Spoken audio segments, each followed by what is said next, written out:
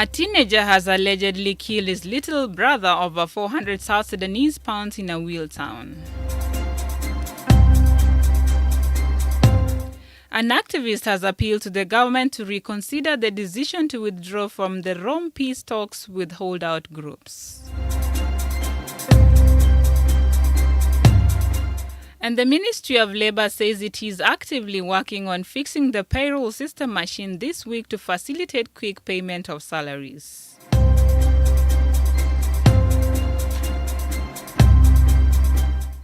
These stories and more coming to you in this news bulletin with me, Yar Ajak, and now the news in detail.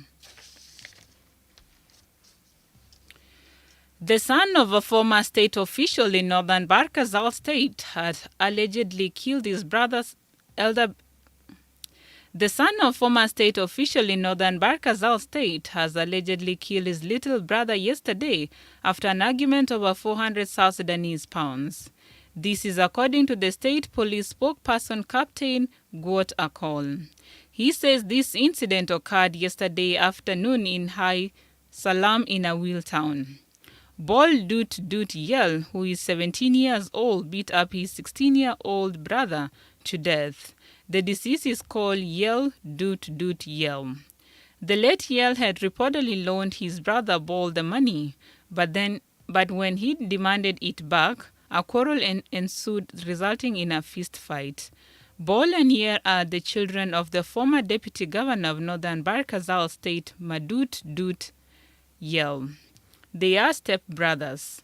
Police say they quarrel over the share of the money. The state police spokesperson, Captain Guot Akol, spoke to iRadio this morning from a wheel. It was yesterday that two teenagers, one is 17 years and one is 16 years. They are brothers, one father and different mothers. They fought over small quarrel. We passed on at around 1 a.m. in a rural hospital. And the person who killed him is also under custody. And investigation is going on with him. They are the sons of the former deputy governor of Northern Barkazal State, Majid Dutiel. A civil society activist is appealing to President Salva Kiir to reconsider the decision to pull out from the Rome peace talks with the holdout group.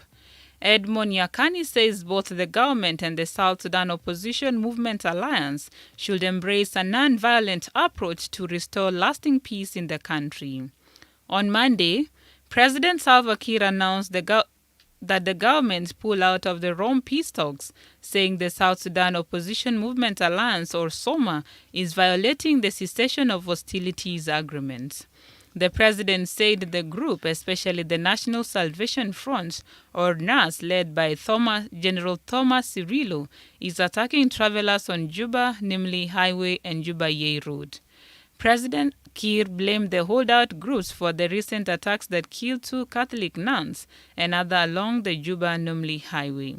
He said the act is violating of the cessation of hostilities agreement signed between the holdout groups and the government in Rome, Italy.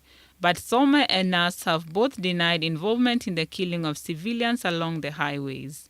They denounced that what they describe as heinous killing of innocent civilians and members of the clergy.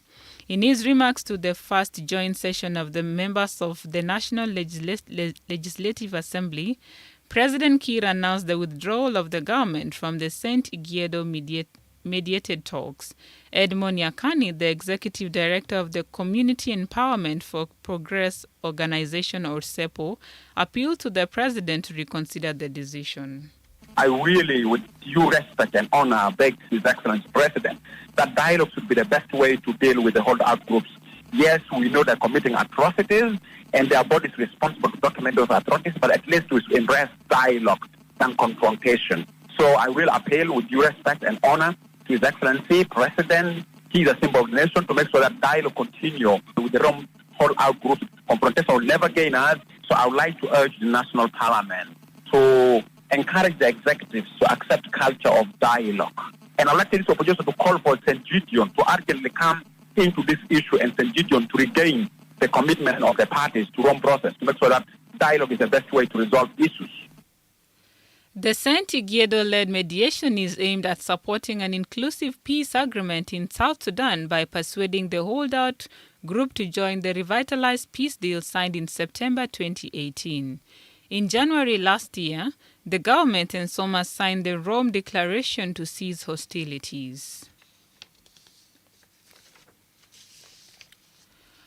Police says Lake State has experienced calm over the last month following interventions by the new military governor, Ring Twain. According to the state police spokesperson, the governor has engaged in robust grassroots consultation compounded with security interventions to control cattle raids, revenge attacks and banditry. Major Elijah Mabor told iRadio that they have had the longest stride of stability since 2011. Before the appointment of Governor Ring Twain, Lake State head-on weekly basis dominated the headlines with stories of cattle-related violence and road ambushes. Officials often registered at least 10 deaths every week as a result of this violence. The state government then instituted a crackdown on perpetrators of highway robberies, cattle raiding and banditry. It has also established special courts to try criminal and civil cases in Rumbek, Yirol, and Choibet counties. The courts are supported by the UN mission in South Sudan, or UNMISS, and the national government. Police spokesperson Major Mabor told iRadio this morning from Rumbek town. The law and order has returned now. Now the security situation is totally normal and calm. Incidents of insecurity, cattle raiding or road ambushes are totally eliminated. They are not reported.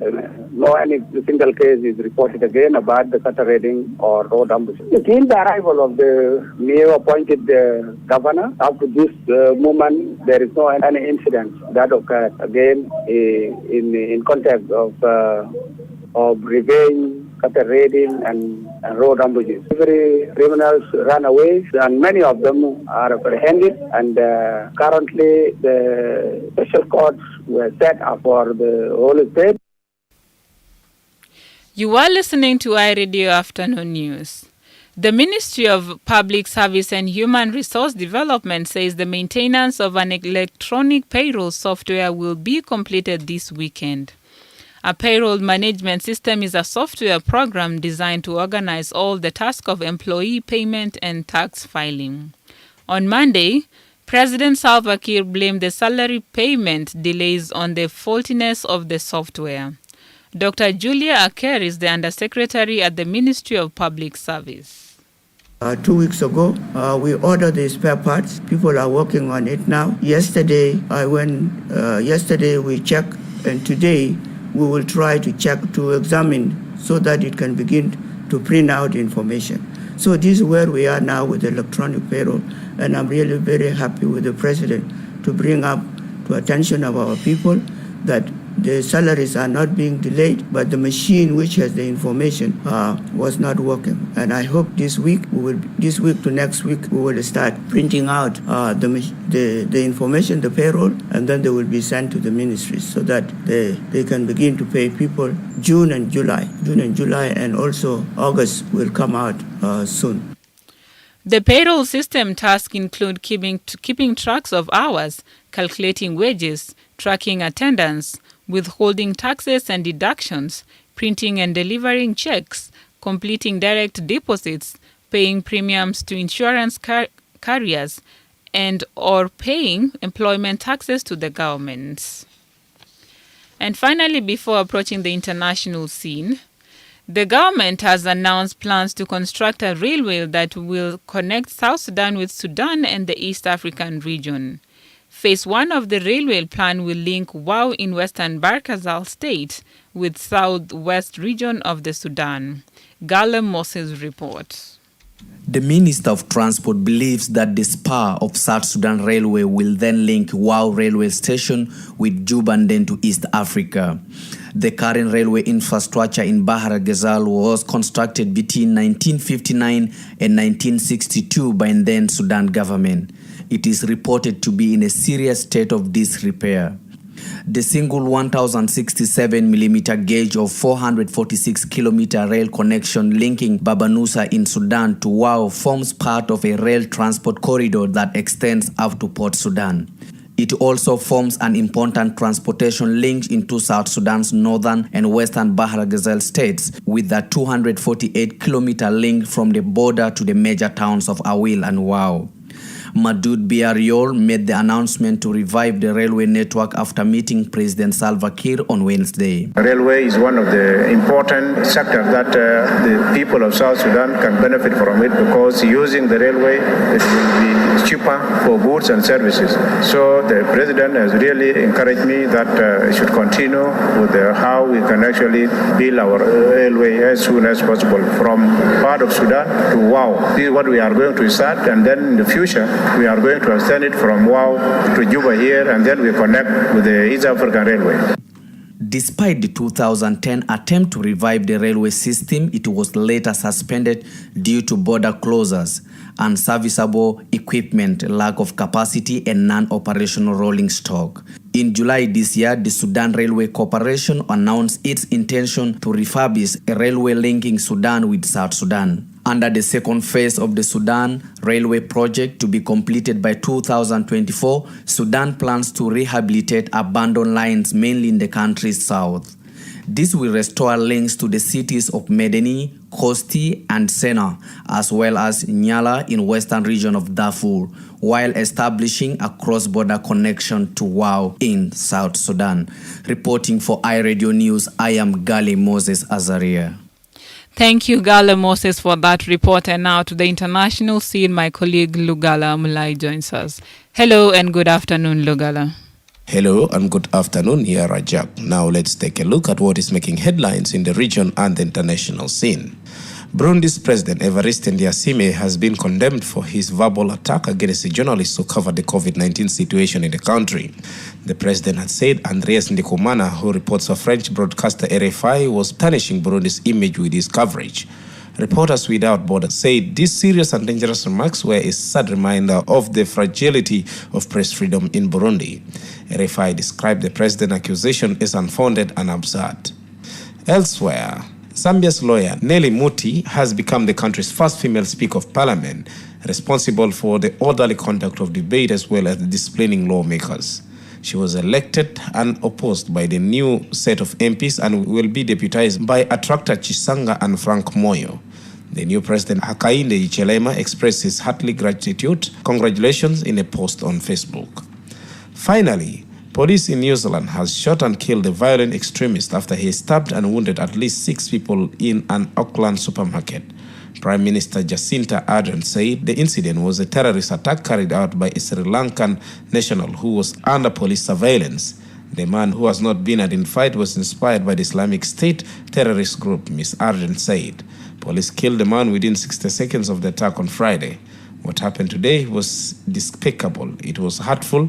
It was hateful. It was wrong, Ms. Ardern said in a news conference. It was carried out by an individual, not a faith.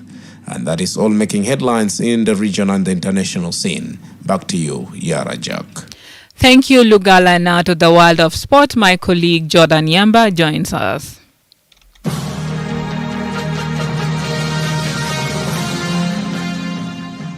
In regional news, Cape Verde has joined Tunisia, Ivory Coast and Senegal in the semi-final of the Afro Basket following a win over Uganda in the last quarter-final game. The island nation triumphed 79-71. Earlier in the day, South Sudan bowed out of the competition in a spirited fight reminiscent of their exciting showing throughout the tournament, losing 80-65 to reigning champions Tunisia. The semi-final is scheduled for tomorrow, September 4th, with Cape Verde facing Tunisia in the early game at 2, before Ivory Coast and Senegal face off late at 5. Meanwhile, the A Joint Stars faces Ethiopia's Commercial Bank FC today in their final group game of the CAF Women's Champions League qualifiers for the CECAFA region. The local side triumphed 2-1 over New Generation in their opening match before losing 11-0 to Vihiga Queens of Kenya, a result that severely damaged their chances of progressing to the next round. They now need to avoid defeat in today's fixture and hope that New Generations pull a surprise win over Vihiga in the other group fixture. Lady Doves of Uganda play PVP Buyenzi of Burundi in Group A as Simba Queens take on Djibouti's FAD club. The top 2 sides in each group progresses to the semi-finals. FIFA has opened investigation into racial abuse aimed at England players during their 4-0 win over Hungary in a World Cup qualifier in Budapest. England condemned the abuse as completely unacceptable, with Raheem Sterling and Jude Bellingham both targeted. Despite UEFA ordering Hungary to play 3 home games behind closed doors following discriminatory behavior at Euro 2020, fans were allowed in on Thursday as the game came under FIFA's jurisdiction. FIFA is yet to receive reports from match officials and delegates who were at the game.